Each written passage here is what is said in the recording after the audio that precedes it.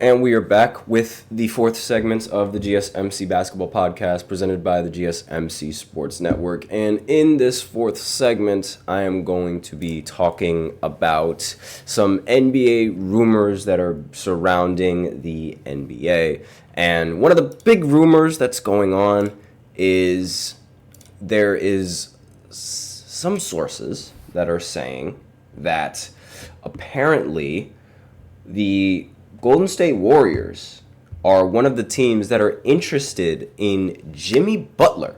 So this is, I have two articles, one from Bleacher Report and one from hoopsrumors.com. So I'm just going to go ahead and read both of them and give my opinions on both of those as well. But before I read, I'm actually going to go ahead and say what I have to say. So the Warriors, they passed up on Paul George. They also passed up on Lauri Markkanen. So I believe that, it would only make sense. The next best free agent or the next best player that's going to be on the free agency market is going to be Jimmy Butler. So trying to pursue somebody like Jimmy is not a bad idea. I don't think it's a bad idea. In fact, there was one instance where when Jimmy was on the Timberwolves, I don't know if you guys remember this, but all the way back in 2018, I believe, Jimmy, when he was on the Timberwolves and he really wanted to get traded, when Golden State was winning at that time, because Golden State was super overpowered and they had Kevin Durant, the Warriors and the Warriors fans would go crazy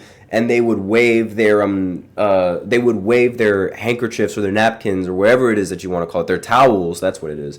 They would wave the Warriors towels in the Warriors arena. And once Jimmy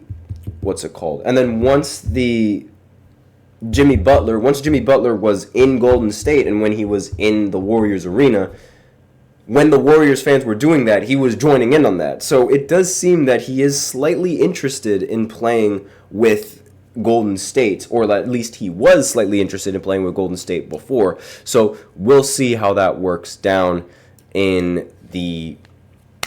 see how that works in the entire thing.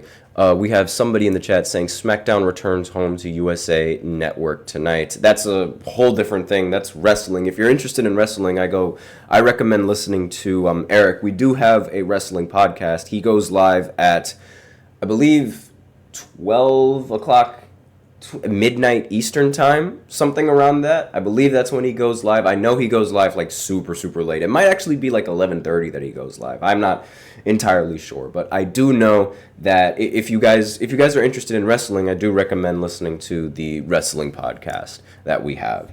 And I'm just going to go ahead and continue on with this article talking about the Warriors and their interest in Jimmy Butler, because quite frankly, I wouldn't be surprised if Jimmy would want to join the Warriors, because it seemed like he wanted to join it before. So after missing out on free agent targets like Paul George and Lauri Markkanen this offseason, the Warriors remain on the lookout for stars who might become available on the trade market. According to Sam Amick of The Athletic, who said on the TK show that Heat forward Jimmy Butler is among the players that the Golden State is monitoring. Quote, Jimmy Butler is going to be a free agent next summer, didn't get an extension done. The Warriors, as you know, have interest there, and I think probably made a couple calls during the summer. So this is, again, I say that this is a rumor because this quote is literally saying, and I think probably made a couple calls. So no idea whether or not this is true, no idea whether or not it's confirmed. We have no evidence of that, but I wouldn't be surprised if the Warriors are as interested in Jimmy Butler as they would be, because again, Paul George, he is a 3-and-D kind of player. He is actually, that's like kind of disrespectful now that I think about him, because he's way more than a 3-and-D caliber player, and he can do a lot with the basketball. He can shoot the mid-range, he can shoot the three, he can handle, he can create shots himself, and he can play defense. All of that Jimmy can do as well. And depending on the argument on who does it better is still up for debate. However, the production and the efficiency and the way that they get their production is more or less the same thing. And so I wouldn't really be surprised if that. I'm not surprised that they try to pursue Paul George and then afterwards try and pursue Jimmy Butler. Now, it might sour Jimmy Butler a little bit considering that, Jimmy Butler takes a lot of things, rather personally. So it might sour him into, like, let's say he might be thinking, oh, you guys are only interested in me now because Paul George decided to pass up on you guys. So now you guys are interested in me. Well, I'm not interested in you.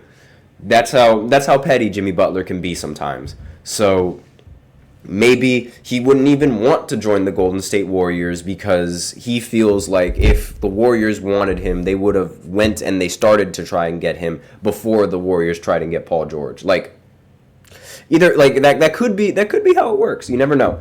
But Butler is going to turn 35 on Saturday and is entering what is going to be most likely his last year on the contract with the Miami Heat. Although, by all accounts, he remains committed to the Miami Heat, the six-time All-Star has reportedly told the team that he wouldn't sign an extension before next summer and is going to reevaluate his options next offseason when he holds a $54.4 million player option for the 2025 and 2026 season. So if the Heat get off to a poor start this season, it's possible that they'll consider the idea of moving Jimmy Butler at the trade deadline, though there's no indication that they've seriously considered that possibility to this point. So the big question is, should Jimmy Butler finish the season out in Miami? Or should the teams just decide to trade him? Not entirely sure. But that's the big rumor going on in the NBA right now. And I'm going to end this segment off a little bit earlier just because the next segment I think is going to be a much longer segment than what you would usually see. The fifth segment is going to be a much longer segment than what you would usually see because in the fifth segment, I am going to be ranking the NBA's best big threes. Yes, so the best three set of teammates, I am going to rank them in the NBA, and that's going to be what the list is going to be about. That's the fifth segment. That's what's going to happen. So for those of you guys who are interested in figuring out or in learning who I think are the top 10 big threes in the NBA, just go ahead and tune in, and I'll be right back after this short break, so be sure to stay tuned.